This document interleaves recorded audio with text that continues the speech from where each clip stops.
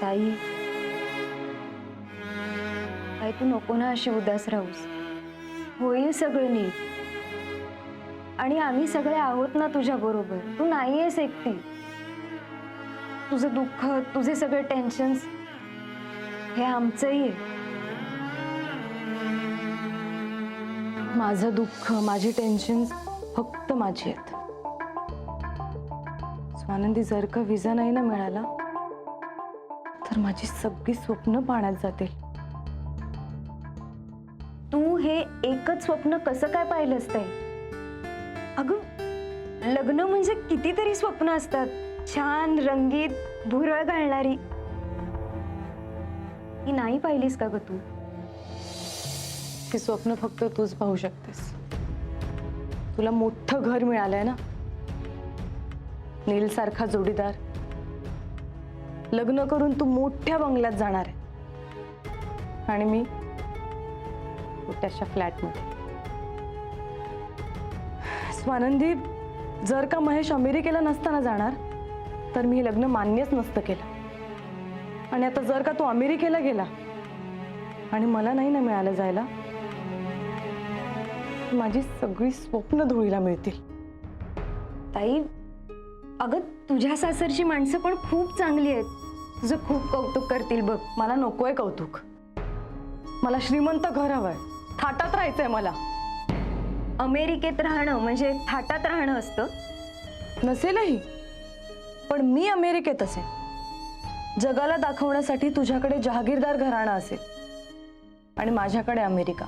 काही लग्न दाखवण्यासाठी नाही, आपल्या सुखासाठी करायचं असतं. हो ना? मग माझं सुख अमेरिकेला जाण्यातच आहे. फक्त तो विजाच माझं स्वप्न पूर्ण करू शकतो, मला सुख देऊ शकतो. तुला कसं सांगू?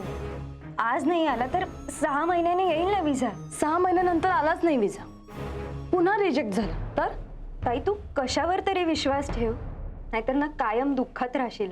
अमुक झालं तर आनंद होईल, तमुक झालं तर सुख मिळेल, या असल्या ह्या बेभुरेशाच्या गोष्टीवर आहे ना मी विश्वास नाही ठेवत. घरात गृहयज्ञ आहे, सगळे आनंदात आहेत. मग मला जे वाटतं तेच मी करणार आहे. लग्न करून सुद्धा मला एकटीला इथेच राहावं लागणार आहे, तर लग्न न करता मी आपल्या घरी राहीन ना.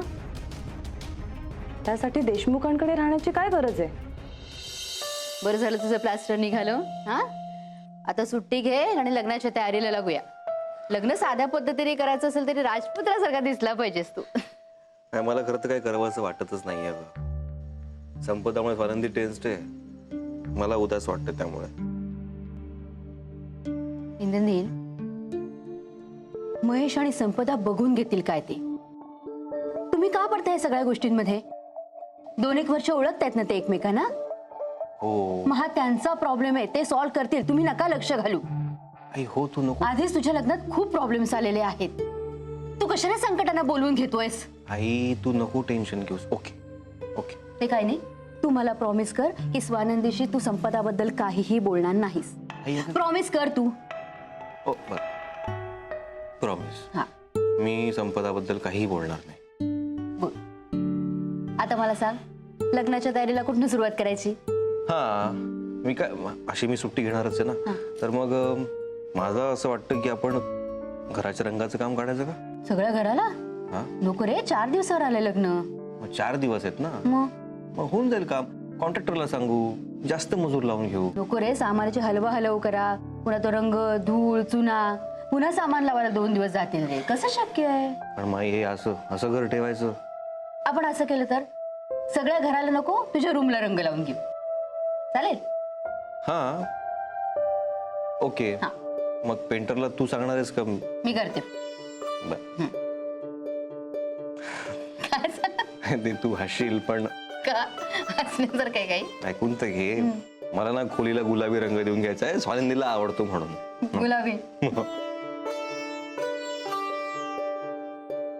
गुलाबी रंग लावून घेऊ आपण. घे. नाही, तिला आवडतो ना, घे गुलाबी रंग लाव. मी करते कॉन्ट्रॅक्टरला फोन. आणि गुड नाईट, स्वीट ड्रीम्स, गुलाबी स्वप्न. Good night. Good night.